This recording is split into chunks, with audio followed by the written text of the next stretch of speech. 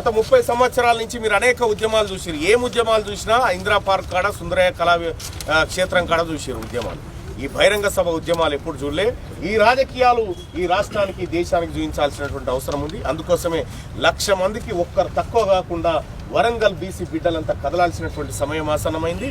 చలో Warangal, hello BC, hello BC, hello BC, hello BC, అబ్ key bar BC సర్కార్, అబ్ కీ బార్ బీసీ సర్కార్, అబ్ కీ బార్ బీసీ సర్కార్. ఇంకా 4 ఏళ్లలో వాళ్ళ పరిపాలన అంతమైపోతుంది, బీసీల పరిపాలన వస్తుంది. ఇలా దాదాపు తెలంగాణ రాష్ట్రం 2014లో ఏర్పడి ఇలా 2025లో ఉన్నాం. 5 సార్లు 11 సార్లు బడ్జెట్ పెడితే 2.5 లక్షల కోట్లు అనుకున్న 25 లక్షల కోట్ల రూపాయల బడ్జెట్, 7 లక్షల కోట్ల రూపాయల అప్పులు పంచడంలో ఎక్కడన్నా ఒక బీసీ వాడు ఉన్నాడా? అప్పులు ఏది పైసలు పంచకుండా. ఇప్పుడు మన ముంగట కొత్త రేషన్ కార్డులు ఇస్తాం, ఇందిరమ్మ ఇండ్లు ఇస్తాం. 70 ఏళ్ళ నుంచి ఇవే కదా ఇస్తున్నది. ఈసారి మీరు తీసుకోరాదు రేషన్ కార్డు, ఆ ఇండ్లు మీరు తీసుకోరాదు మాకు.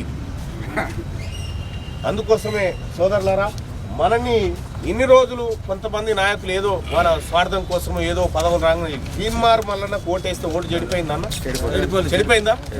తీన్మార్ మల్లన్నకు ఇదే వాకర్స్ అందరు కూడా ఆశీర్వదించి ఓటేసి మేము ఉన్నాం పో అని చెప్పి నన్ను అక్కడి నుంచి తోలిస్తే నేను అధికార పార్టీలో ఉండి కూడా మీ హక్కులకు కాపాడడం కోసం తిరుగుతా ఉన్నా. మీకోసమే. మీరు ఒక ఆయన వచ్చిందన్న, నువ్వు బీసీల గురించి మాట్లాడుతూ ఉన్నావు, బీసీల గురించి మాట్లాడుతూ ఉన్నావు మల్లన్న, బీసీలో ఓట్లు వేసిరా నాకంటే ఇక్కడి నుంచి ఏ పురవై నాకు, నేను నిలబడ్డా వేయరు మీరు, నేను తల కింద ఉన్నా మీరు వేయరు. నాకు ఓట్లు వేసి గెలిపించింది నా బీసీలు, ఎస్సీలు, ఎస్టీలే. వీళ్ళ ద్వారానే నేను గెలిచిన.